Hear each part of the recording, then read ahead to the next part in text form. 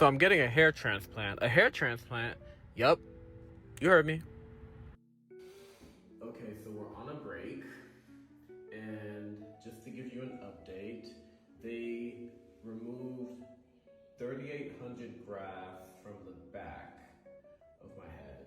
They're gonna put 3,500 of those grafts in the front, and then I had a little patch, kind of like a balding happening in my crown. So they're gonna put 300 grafts in my crown area. So right now, what they actually did is they removed the grafts. They're storing them for safekeeping, and then they inserted the holes in the front of my head and in my crown so that after lunch they'll put in the grafts. So here I am doing my little dancey dance. I was really excited about the process. And look at this. I'm in Istanbul and I run into a Haitian. He happens to work at the clinic with the social media team. All the way in Turkey. Istanbul, Turkey.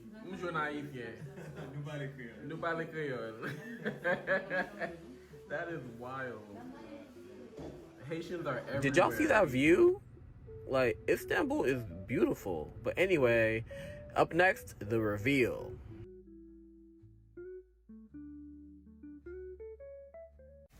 So I did it, y'all. I got my hair transplant. A hair transplant? You heard what I said. Here, I am going to go to the clinic, and they're going to do my first shampoo.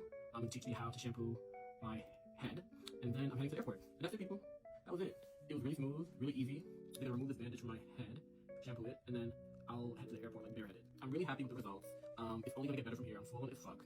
And it might get more swollen in the next few days, so we'll see. We'll watch out for that. But yeah, I'm really happy. So I'll see y'all back in LA. Good morning. Hey, hello, how are you? What's your head, please? All right. So here is where they taught me how to shampoo my scalp. Just to like press gently, don't rub, just pat. And we're supposed to leave it in for 10 minutes. After 10 minutes is when you wash it off. But you have to use a spray bottle to get the soap off because you don't want to damage the grafts. So they're being really careful. Next, you have to pat dry your scalp using paper towels. Do not use bath towels or washcloths. Like, you have to use a paper towel. And then I did my kind of like exit social media interview. I think my favorite part was the sedation. Then I was off to the airport, okay? They drove me right to the airport. They said, get out of here.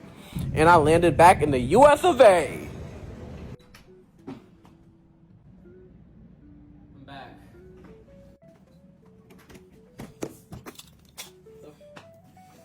Woo-wee! I'm back, baby. 3 days in Turkey. That's all you need. That's all you need, 3 days. You can take away 3 days to get to Turkey to get this head done, get the hair did. I'm swollen as fuck right now, but that don't matter. Just give it a week, the swelling's gonna go down. Ha! Okay? I'm back, baby.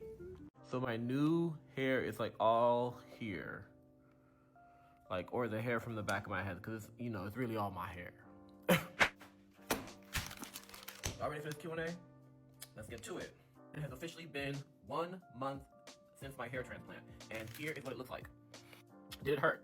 No, it didn't really hurt. The shots can hurt for sure, but what I like about my clinic is that they sedate you. So I was sedated for most of my procedure. And when I, not most of it, I was sedated for the part where they extract the hair from the back to put in the front, right? So when they were removing the hair from the back, that's when I was sedated because that's when you get the most shots, and the shots are what hurt, right? So I was sedated for that. I was awake for the part where they were inserting it in the front of my head because you want to be awake for that part so you can be like, okay, like, you know, bring the hairline down, fix this side. Like, you want to be awake for that. Some hair has already fallen out and is in the process of growing in, so you might see like some like little like patches of hair and then some like smaller kind of like balding spots. I think there's hair that's still going to fall out as more hair grows in. If you can kind of see where my original hair was compared to like the receding hairline. Clearly you see it through Doctors. Doctors is a medical tourism company that matches you with the clinic. They might match you with the clinic in the US, they might match you with the clinic in Mexico, they might match you with the clinic in Turkey. They matched me with the clinic in Turkey, and I was on my way to Turkey to get my hair transplant. How long has it been? Again, it's been a month to the day for me since my hair transplant. In terms of like the journey of like getting there and getting back. Okay, so I flew to Turkey on a Wednesday, I landed on a Thursday, my procedure was on a Friday, and then I went back to the clinic on Saturday morning for my first shampoo, and then after that I was like in a car on the way to the airport. Folks were asking like when's the best time to get a transplant. I say the best time to get it is like September, October, November, so that by, you know, spring of the new year, like you're good to go. Like you have like a full head of hair. Again, the next question is how long does it take to heal? Was the next question. So it takes time. Like I'm a month into my healing process, so I probably won't look, you know, decent or really good till I want to say March, April, May, June. I'm outside. What else? Oh, so I actually get a lot of questions about this. People ask about the back of my head. Like, what does the back of my head look like? Because that was the donor area. Y'all, it looks good. How can I show you? Hold on. Can y'all seeing it? Can you sweat? No, you cannot. They suggest you try not to sweat the first month at least the first month. And you cannot go to the meeting. You can't go to the gym. You can't go to the gym. You can't use the sauna. You can't do cardio. No going to the gym, right? And you have to stay out of the sun. Chad, I've been a vampire. I've only been out at night. And I also have like gray hair. You can see my gray hairs here, and I have gray hair kind of like peppered throughout my head. They also took my gray hairs. I don't know if you can really kind of see them, but so that they can pepper it in the front too to make it look uniform. And I was like, ooh, I love that. If you have any other questions, just leave it in the comments. Like, y'all, this content creation stuff is hard. I'm like, damn. So I gotta write, I gotta run a business, I gotta run a mentorship program, I gotta have a personal life and do content? How are y'all doing this? But anyway, leave your questions and your comments in the comment section. Thank you.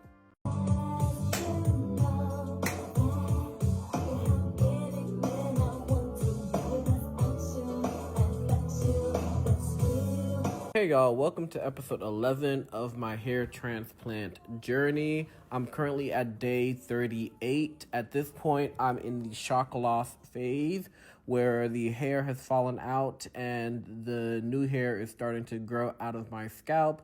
Here I am just applying some bandana oil to it. Now that I can put more oil in my hair, I'm gonna do another video where I show you guys what products I'm using.